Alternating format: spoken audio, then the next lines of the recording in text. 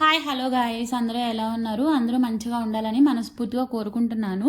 Part 1 చూసిన వాళ్ళందరూ part 2 కోసం వెయిట్ చేస్తూ ఉంటారు కదా. ఈ పార్ట్ 2లో 2 డేస్ పూజ ఎలా చేశాము ఏంటి డీటెయిల్స్ అన్నీ ఈ పార్ట్ 2లో ఇస్తానండి. పార్ట్ 1 చూడని వాళ్ళు ఎవరైనా ఉంటే చూడండి. ఎవరైనా సబ్స్క్రైబ్ చేసుకోకపోతే ప్లీజ్ సబ్స్క్రైబ్ చేసుకోండి.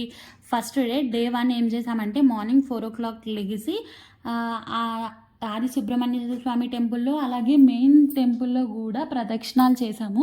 ప్రదక్షిణాలు చేసి స్వామివారిని దర్శించుకున్నామండి. దర్శించుకొని మనము యాదిసాల దగ్గరికి వెళ్ళాలి. యాదిసాల పక్కనే ఆది సుబ్రహ్మణ్యేశ్వర స్వామి టెంపుల్ ఉంటుంది.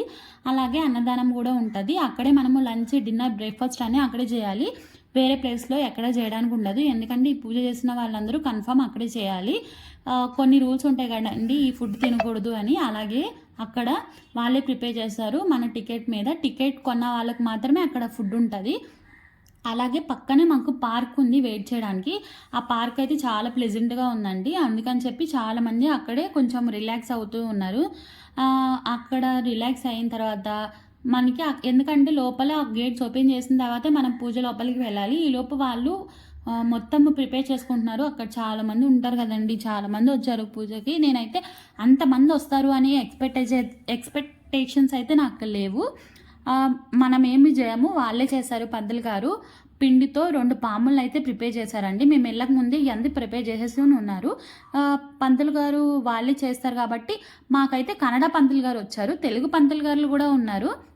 మాకు కన్నడ పంతులు గారు వస్తే మేమైతే రిక్వెస్ట్ చేసాము, మాకు తెలుగు పంతులు గారు కావాలి అని అంటే ఏమైనా ఛాన్సెస్ ఉంటే మాత్రము చేంజ్ చేస్తారు. ఛాన్సెస్ అయితే ఏమీ లేదు అని అనుకుంటే మనకి తెలుగు పంతులు గారు వచ్చి పూజ స్టార్ట్ అవ్వకముందే మనకి పంతులు గారు వచ్చి ఏం చేయాలి ఏంటి అనేది మొత్తం డీటెయిల్గా చెప్తారండి. మనకి ఒకవేళ వాళ్ళు అక్కడే ఉంటారు, మనకి ఏమైనా అర్థం కాకపోయినా మనం పూజ అంతా అయిపోయిన తర్వాత మళ్ళీ వాళ్ళకి కలిసి ఏం చేయాలి ఏంటి అనేది డీటెయిల్గా కనుక్కోవచ్చు. అన్ని లాంగ్వేజెస్ వాళ్ళు ఉంటారు అక్కడ. మళ్ళీ పూజ అయిపోయిన తర్వాత రూమ్కి వచ్చి ఫ్రెష్ అయిపోయి మళ్ళీ మేము లంచ్కి వచ్చాము. డిన్నర్కి వెళ్ళే టైంలో అయితే మాకు ఫుల్ వర్షం అండి మేము వెళ్ళిన టైంలో. అందుకని చెప్పి మాకు రూమ్కిను పూజ అంటే లంచ్ చేసే ప్లేస్కి ఒక 5 minutes 10 minutes ఉంటుంది. మేము వర్షం పడుతుంది కాబట్టి మేము ఆటోలో వెళ్ళాము. ఆటో వాళ్ళు 20 రూపీస్ అనేది ఛార్జ్ చేశారు.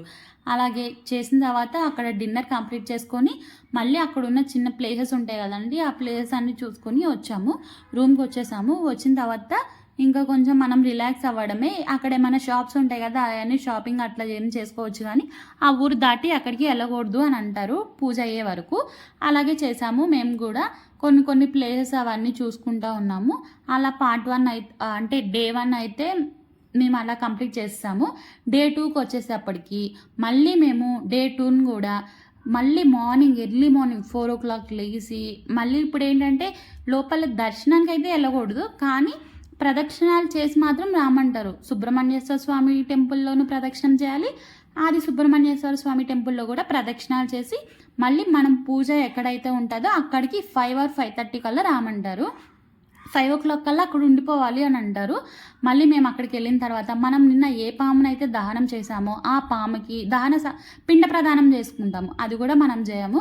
మనకి నిన్న తెలుగు పంతులు గారు వచ్చారు కదా, ఆయనే పూజ విధానానికి ముందే మన దగ్గరకు వచ్చి మొత్తం ఈరోజు కూడా ఏం చేయాలి ఏంటి అనేది మొత్తం చెప్తారు. ప్రాసెస్ అంతా మన పేరు మీద వాళ్ళు చేస్తారు. మనమైతే ఏమీ చేయమండి, ఎందుకంటే ఇవి దాన సంస్కారాలు పిండ ప్రదానం గురించి కదా, అందుకని చెప్పి వాళ్ళే చేస్తారు, మనం ఏమీ చేయము.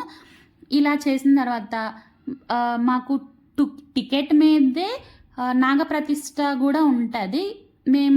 మనము విడిగా అయితే మన నాగప్రతిష్ఠకి అయితే టికెట్ ఏమి కొనక్కర్లేదు. మాకేమైందంటే నాగప్రతిష్ఠకి ఈ పూజ అయిపోయేటప్పటికి మార్నింగ్ 8 or 8:30 అయ్యింది. మనకు దానికి కొంచెం టైం ఉంది. మాకు టైం ఉంది కాబట్టి మేము నాగబలి టికెట్ తీసుకున్నాము. 400 అనేది ఛార్జ్ చేశారు నాగబలికి. దీంట్లో కూడా కొన్ని షిఫ్ట్స్ ఉంటాయండి, షిఫ్ట్ చూసుకుని వెళ్ళాలి.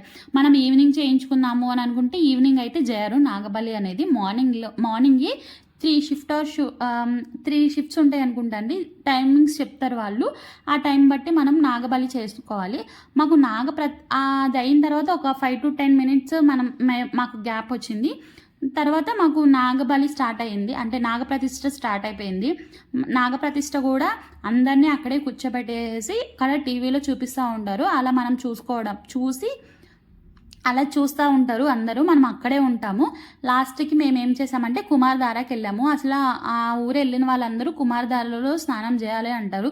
ఎందుకంటే మనకి స్కిన్ ఇన్ఫెక్షన్స్ ఏమైనా ఉంటే అన్నీ పోతాయి అని. కానీ మేము వెళ్ళే టైంలో ఫుల్ వర్షం కాబట్టి అదంతా ఫుల్ వాటర్ వచ్చేసిందంట.